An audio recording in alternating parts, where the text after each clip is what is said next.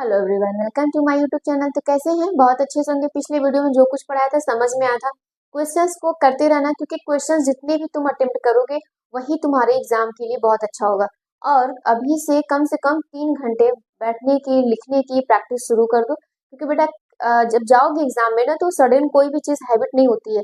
जब आप धीरे धीरे कुछ चीज़ों को करते हो तब वो आपके एक तरीके से आप बोल सकते हो कि वो कर सकते हो। लेकिन अगर आप सोचोगे कि नहीं हम अचानक से सब कुछ कर लेंगे तो नहीं हो पाएगा।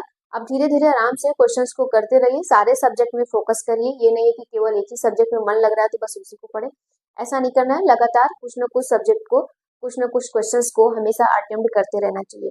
अब ये करना, अब हमने कुछ क्वेश्चंस देखे थे। यहाँ से क्या निकालना था? मैग्नेटिक प्रॉपर्टीज निकालनी थी, ज्योमेट्री निकालना था, हाइब्रिडाइजेशन भी निकालना था। ये सारी चीजें निकाल कर हम लोग देख चुके थे। अब हम लोग जो नेक्स्ट पढ़ेंगे वो हमारा ये होगा कि चलो एक क्वेश्चन और करा देते हैं। एक क्वेश्चन हम लेते हैं, Fe वाटर हो जाएगा 6 यहाँ पे।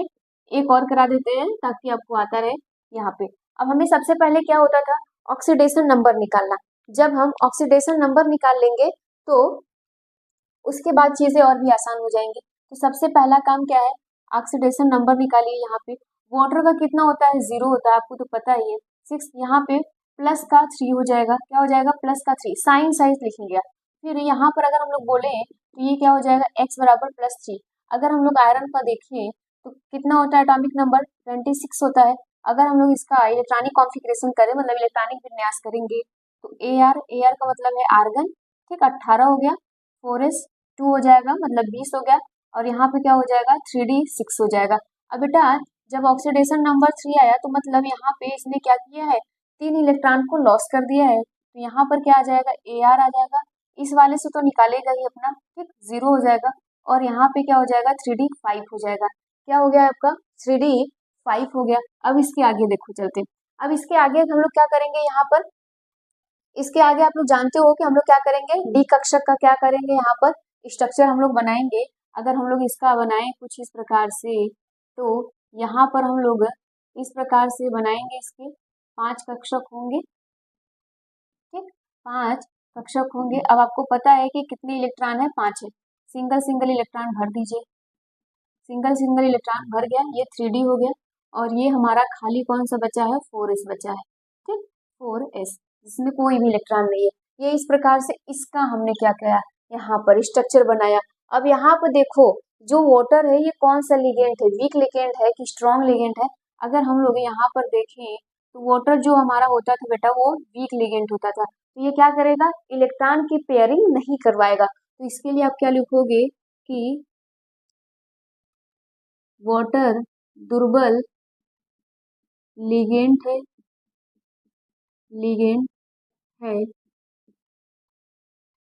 तो यह युग्मित इलेक्ट्रॉन, तो यह इलेक्ट्रॉन का युग्म नहीं करवाएगा या नहीं करेगा, नहीं करेगा। क्लियर हो गया बेटा? अब हमें इसके बाद क्या करना है? जब वाटर है इलेक्ट्रॉन का युग्म नहीं करवाएगा तो ये क्या करेगा? हमने आपसे क्या बोला कि जितनी इसकी समन्वय संख्या है वो क्या करेगा? उतना ही अपना इलेक्ट्रॉन को क्या करेगा? उतना ही उसको कक्षक फ्री चाहिए।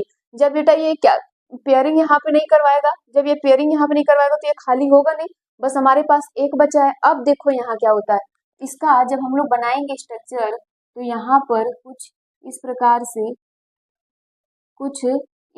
से ये बनाएंगे, ठीक। अब यहाँ पर कौन हो जाएगा? ये 4s हो जाएगा। ये हो गया 3d, ये हो गया 4s। अब इसके बाद कौन आएगा? 4p आएगा। इसके बाद कौन आता है? 4p आता है। तो यहाँ पे 4p में कितने होंगे? 3 होंगे। तो हमारे पास बस 3 इलेक्ट्रॉन, 3 कक्षक हो गए फ्री। मतलब आप बोल सकते हो कि यहाँ पे कौन आ जाएगा? 4s के बाद 4p आ गया। तो यहाँ पर कितने होंगे? अगर मैं बोलूँ यहाँ पे, एक यहाँ पे देखो, जब पेयरिंग नहीं करवाएगा तो सब के सब इलेक्ट्रॉन बिल्कुल ऐसे ही होंगे। एक ये कक्षक खाली है, 2 यहाँ, 3 यहाँ पे, 4 हो गए। अब हमें किसके चाहिए? अब हमें आपसे मैं पूछूं यहाँ पे तो किसके कक्षक चाहिए? तो आप यहाँ पे बोलोगे कि बताओ यहाँ पे 4p के बाद कौन सा आता है? अगर मैं बोलूँ, चलो देखो यहाँ पर क्या होता है। अगर आपको पता होगा तो 4s के बाद कौन आता है? 4p आ जाएगा। फिर इसके बाद हम लोग क्या करते हैं, जैसे आप जानते हो, इसको देखो पहले भी लिख सकते हो।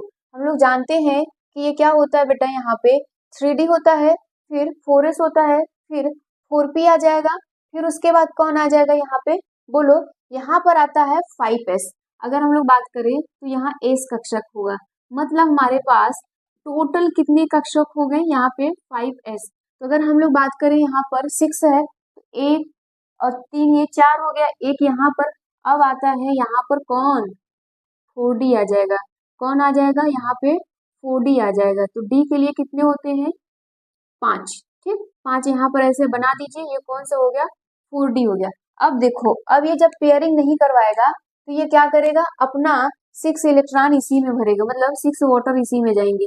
एक वाटर इसमें हो जाएगा, एक वाटर यहाँ पर, एक इसके पास और एक इसके पास हो जाएगा। कितना हो गया, 4 हो गया यहाँ पे, एक 5 यहाँ पर हो जाएगा, एक 6 यहाँ पर हो जाएगा। ठीक है, यहाँ पे कितना हो जाएगा, 6 हो जाएगा। अब समझ में आ रहा है ना, 2 4 6 टोटल वाटर हो गए। तो अगर आपसे यहाँ पे बोला जाएगा तो आप यहाँ पे क्या बनाओगे, अगर हम लोग बात करें हाइब्रिडाइजेशन की, तो यहाँ पर हाइब्रिडाइजेशन कैसा हो जाएगा, आप जानते हो कि जिस प्रकार से हाइब्रिडाइजेशन होगा हम लोग उसी प्रकार से यहाँ पे युग्मन संक्रमण निकाल सकते हैं। आप इसके आगे को सारे प्रोसेस कर सकते हो। ठीक, यहाँ तक नोट कर लीजिए। अब हम लोग बात करेंगे संयोजकता आबंध के सिद्धांत की कमियां या सीमाएं जो होती हैं, यहाँ तक नोट करिए, फिर इसको लिखवाते हैं हम लोग। देखो इसकी क्या क्या कमियां हैं। तो यहाँ पे कमियां में ये बोला गया कि इनमें अनेक प्रकार के पूर्वानुमान है, मतलब कि इन्होंने जो भी आपको वैलेंस बॉन्ड थ्योरी जो भी हमने सीखा उसमें ये बताया गया कि इसमें क्या है, उनमें अनेक प्रकार की पूर्वानुमान है, मतलब कि उन्होंने पहले जो कुछ भी हुआ था बस उसी को अनुमान लगाया था, बताया था, कोई रीजन यहाँ पे फिक्स नहीं करके दिया था। बोला गया यह चुंबकीय आंकड़ों की मात्रात्मक व्याख्या नहीं करता, मतलब कि जो मैग्नेटिक प्रॉपर्टीज आई उनकी ये व्याख्या नहीं किया, उसके जो मात्रात्मक है, मतलब जो मात्राएं होती हैं, जो इकाई हम लोग पढ़ते हैं यूनिट, उसकी ये व्याख्या नहीं कर पाया। फिर नेक्स्ट बोला गया यह सहसंयोजक यौगिक के रंगों को स्पष्ट नहीं करता है, मतलब हम लोग कलर भी देखते हैं तो जो कंपाउंड में कलर होते हैं इन्होंने स्पष्ट नहीं किया था। अगर यही बात हम लोग क्रिस्टल फील्ड की बात करें तो वहां पे हमें कलर कुछ देखने को मिलेगा, रीजन भी बताया जाएगा कि ऐसा क्यों होता है। अब यहाँ पे देखो चुंबकीय व वर्ग समतलीय सॉरी चतुष्फलकी मतलब टेट्राहेड्रल और स्क्वायर प्लेनर संरचनाओं का सही अनुमान नहीं लगा पाता था, मतलब जो कुछ भी हम लोग यहाँ पे टेट्राहेड्रल या फिर आप बोल सकते हो कि यहाँ पे वर्ग समतलीय है, मतलब स्क्वायर प्लेनर जो है संरचनाएं जो स्ट्रक्चर है उसका ये सही अनुमान नहीं बता पा रहा था। फिर यह उप सहसंयोजक यौगिक के उष्मागतिकी मतलब थर्मोडायनेमिक्स और गति का स्थायित्व की कोई भी व्याख्या नहीं करता। थर्मोडायनेमिक्स क्या है और वो स्टेबल क्यों हो रहे हैं ये कोई व्याख्या यह नहीं करता था, जबकि हम लोग स्टेबिलिटी इसमें पढ़े थे ना, लेकिन ये स्टेबल बता ही नहीं पा रहा था क्यों ऐसा हो रहा है। और दुर्बल व प्रबल लिगेंड मतलब स्ट्रॉन्ग और वीक लिगेंड के मध्य कोई भी विभेद नहीं कर रहा था, डिफ्रेंशिएट इन्होंने बस बता दिया कि हाँ ये क्या है, स्ट्रॉन्ग लिगेंड है और ये वीक लिगेंड है, लेकिन एग्जैक्ट रीजन क्या है, ये किस वजह से स्ट्रॉन्ग है और किस वजह से वीक है, इन्होंने कोई भी बात नहीं बता पाई थी। तो हमेशा याद रखिएगा इनके जो भी ड्रॉबैक वगैरह होते हैं, मतलब जो कमियां होती हैं, सीमाएं होती हैं, वो हमेशा पूछा जाता है। तो ये सारी चीजें नोट कर लीजिएगा। अब नेक्स्ट हम लोग पढ़ेंगे क्रिस्टल फील्ड थ्योरी। ठीक, नेक्स्ट हेडिंग बनाइएगा क्रिस्टल फील्ड या क्षेत्र इसको कहते हैं, क्रिस्टल क्षेत्र सिद्धांत, जिसको कहते हैं crystal field theory, crystal field theory. ठीक, अब इसके बारे में हम लोग बढ़ते हैं।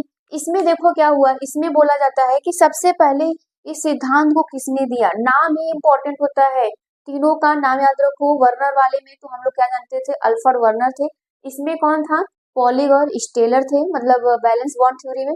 इसमें जो आते हैं वो एच बेंथे आते हैं, कौन आते हैं, एच बेंथे के नाम से भी उनको हम लोग जानते हैं। तो यहाँ पर क्या लिखेंगे आप, यहाँ पर लिखोगे यह सिद्धांत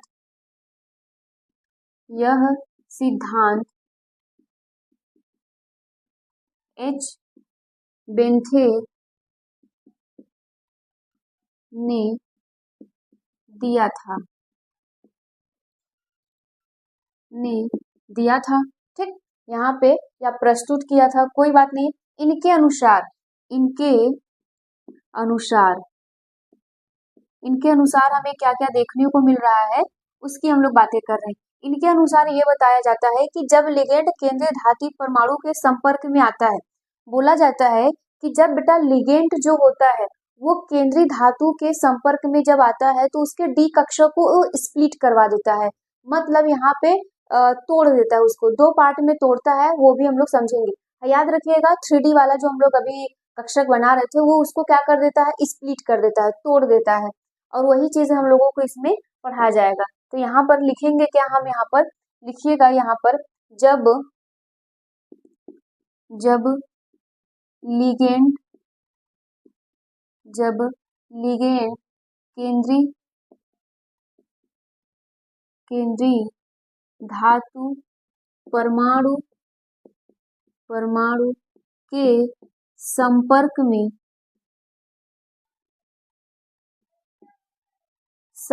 में आता है तो संपर्क में आता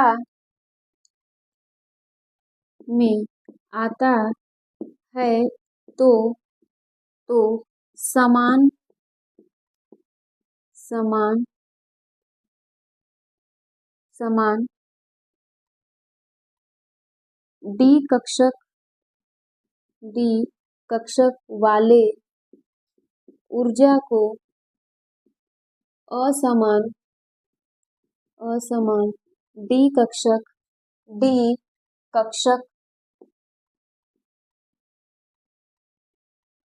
ऊर्जा में या कक्षकों में ऊर्जा में विपाटित, जिसको कहते हैं इंग्लिश में स्प्लिट,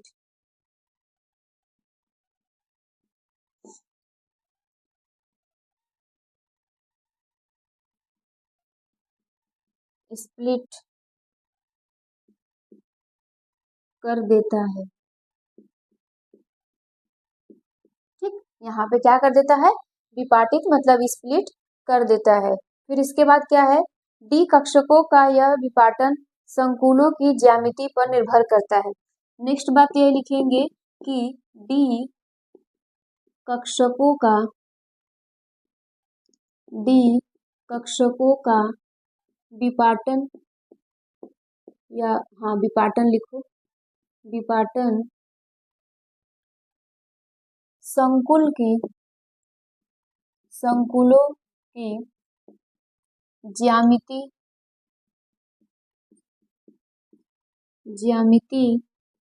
पर निर्भर करता है। ठीक, यहाँ तक बातें समझ में आई। क्या करता है, उनके डी कक्षकों की ज्यामिति पर निर्भर करता है। अब जरा एग्जाम्पल के तौर पे समझो। यहाँ पे देखो, यहाँ पे हो क्या रहा है, ये बना लेना। जब कोई भी, ये सेंट्रल एटम है, लिगेंड जो होता है बेटा इसकी तरफ जैसे ही आता है, ये लिगेंड अगर इसकी तरफ आता है तो इसके कक्षक जो होते हैं डी कक्षक में कितने सब कक्षक होते हैं, 5 होते हैं। ठीक, कुछ इस प्रकार से 5 कक्षक हो गए, 1 2 3 4 5, हाँ 5 कक्षक हो जाते। इनको ये क्या कर देता है, 2 भागों में तोड़ देता है, 2 भागों में क्या कर देता है, स्प्लिट कर देता है। तो एक तरफ क्या हो जाता है, 3 ऐसे सब कक्षक बन जाते हैं, एक तरफ यहाँ पे 2 सब कक्षक बन जाते हैं। ठीक है, यही बात ये लाइन बोल रहा है। क्रिस्टल फील्ड में बहुत ज्यादा जरूरत नहीं है, लेकिन हाँ अभी कुछ डायग्राम बनवाएंगे वो इम्पोर्टेंट है, और ये याद रखिएगा कि इसे किसने दिया था। यहाँ तक इसको नोट कर लीजिए। चलो देखो, यहाँ पे बोला जा रहा है कि डी कक्षकों का विपाटन मतलब स्प्लिटिंग 2 प्रकार से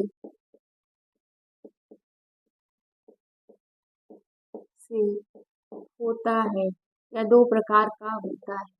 ठीक, 2 प्रकार के होते हैं, लिख दो, 2 प्रकार के होते हैं। पहला इसमें देखो, इसमें पहला जो होता है वो पहला बोला जाता है कि अष्टफलकी संकुलों को अष्टफलकी,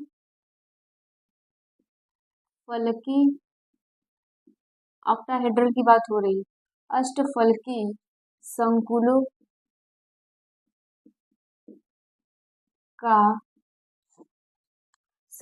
का क्रिस्टल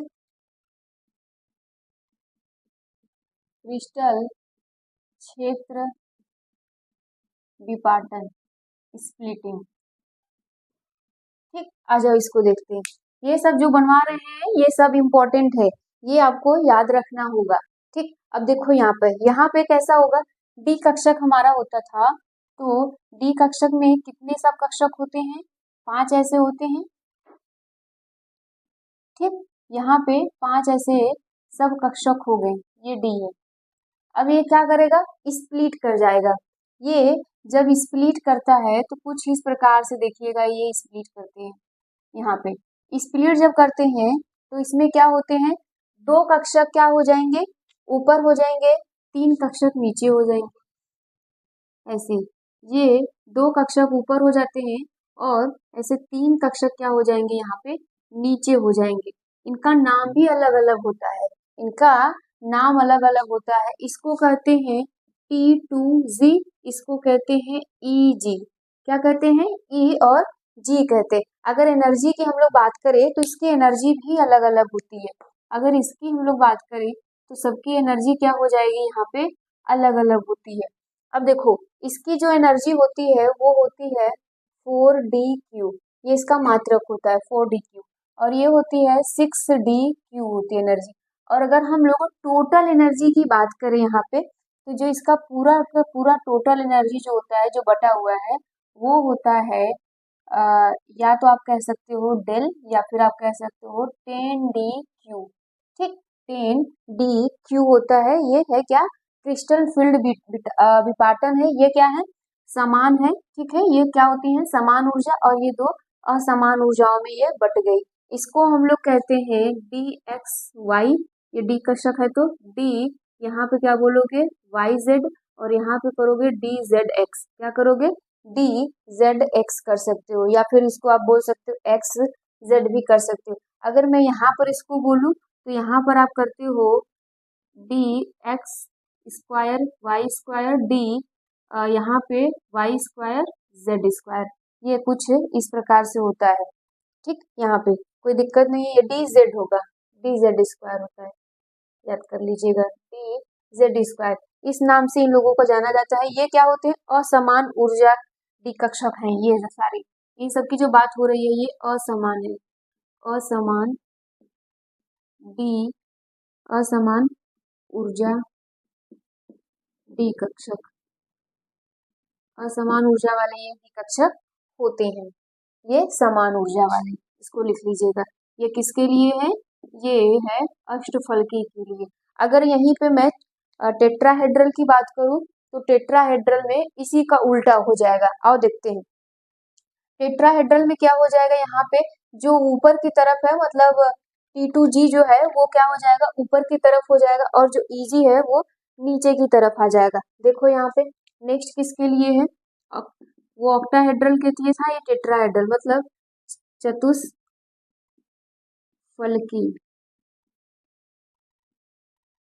संकुल। ठीक, चतुष्फलकी संकुलों का क्रिस्टल क्षेत्र विपाटन। ठीक, अब देखो इसमें क्या होगा, इसमें बोला जा रहा है कि ये जो है ये डी कक्षक है, ये यहाँ पर ऐसे डी कक्षक हो गए, इनका क्या होगा, ये भी टूटेंगे।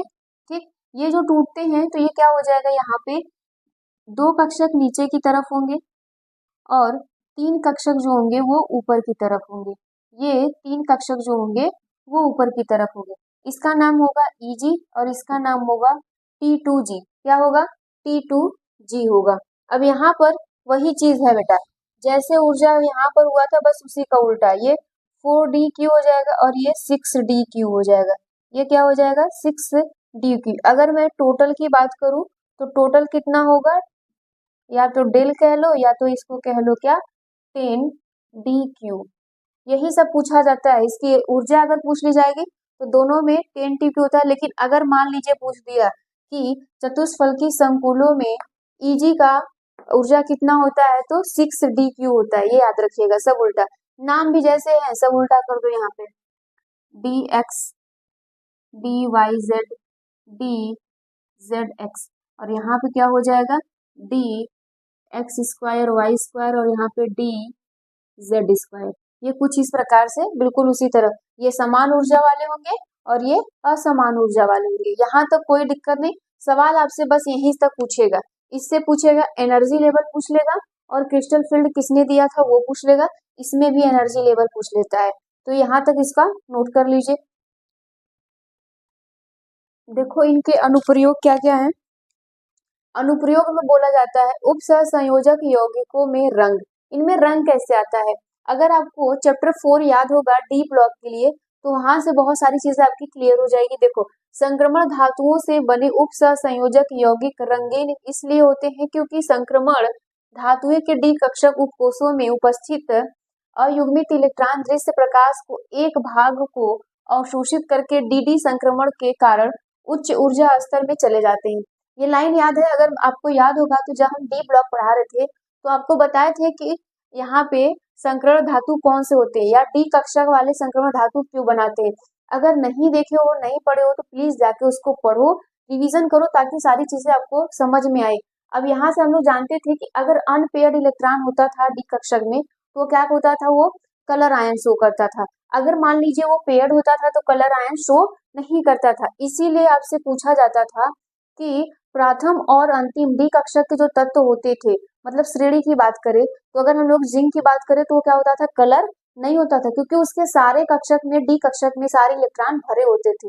ये सब चीजें हम लोग पढ़ाए हैं, तो वहां पे जाके पढ़ो, देखो उसको। अगर मैं यहाँ पे बात करूँ कि कौन कौन से यौगिक हैं, तो कुछ ऐसे यौगिक हैं जिनको आप देख लो कि उनका कलर कैसा होता है। तो यहाँ पर 3 कॉलम बनाना या फिर अपने तरीके से लिख लो। यहाँ पे उप सहसंयोजक यौगिक, उप सहसंयोजक यौगिक, ठीक, अवशोषित प्रकाश, अवशोषित प्रकाश। तीसरा यहाँ पे है उप सहसंयोजक, या फिर रंग लिखो डायरेक्ट, कोई दिक्कत नहीं है यहाँ पे रंग। अब देखो, अब इसमें होगा क्या, अगर मैं यहाँ पे कंपाउंड आपके पास बोलूं तो कंपाउंड में क्या होगा, इसका NH3 यहाँ पे कितना हो जाएगा 5 होगा, Cl होगा, और इस पे क्या होगा 3+ होगा।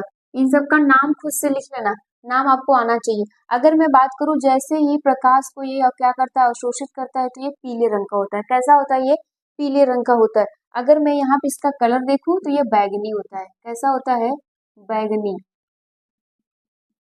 ठीक, बैगनी कलर की बात हो रही है। अगर मैं इसका बात करूं यहाँ पे CO NH3 5 और यहाँ पे वाटर ले लूँ, ठीक, यहाँ पे वाटर ले लूँ और इस पे भी +3 दे दूँ, तो इसका जो कलर आता है वो नीला हरा होता है। कैसा होता है, नीला हरा होता है, नीला हरा होता है। और अगर इसके जब ये प्रकाश को क्या कर ले रहा है, अवशोषित कर रहा है, अगर वैसे कलर इसका देखा जाएगा तो ये लाल होता है।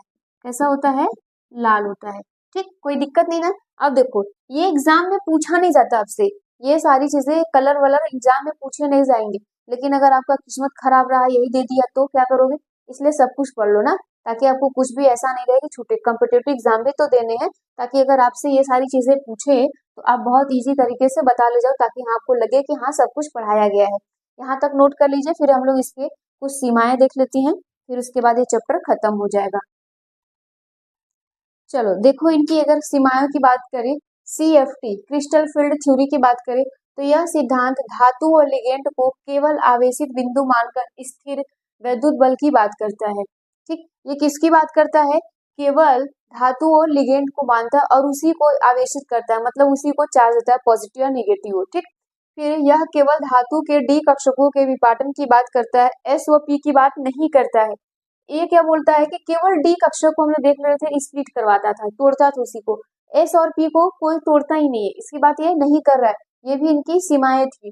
फिर लिगेंड के विपाटन की व्याख्या नहीं करता, इसको लिगेंड को भी तोड़ना चाहिए तो लिगेंड को नहीं तोड़ता है। फिर संकुलों में पाई बंधों को नहीं समझाता है, पाई बंध वगैरह क्या होते हैं सब 11th में पढ़ाया जाता है और हमने सब कुछ पढ़ाया है। अगर आपको नहीं पढ़े हो तो जाकर उसको पढ़ो, लेकिन खैर कम से कम जो चीजें अब पढ़ाई जा रही है उसको नोट्स करो, पढ़ो। फिर उसके बाद बोला जा रहा है लिगेंड को महत्व ये नहीं देता है, ये ड्रॉबैक वगैरह सब कुछ आपसे पूछा जाएगा। इन सब का नोट्स बना के रखना, ताकि ये नोट्स आपको केवल बोर्ड तक ही नहीं आगे भी आपको काम आएंगे। कॉम्पिटिटिव एग्जाम के लिए अगर आप ग्रेजुएशन करते हैं उसके लिए भी आपको काम आएगा। तो ये चैप्टर खत्म हो गया। कमेंट में जरूर बताना कि कोई डाउट है तो प्लीज बता देना कि ये चीजें नहीं समझ में आई तो दोबारा आपसे पढ़ा मतलब आपको पढ़ा दिया जाएगा। ठीक, थैंक यू।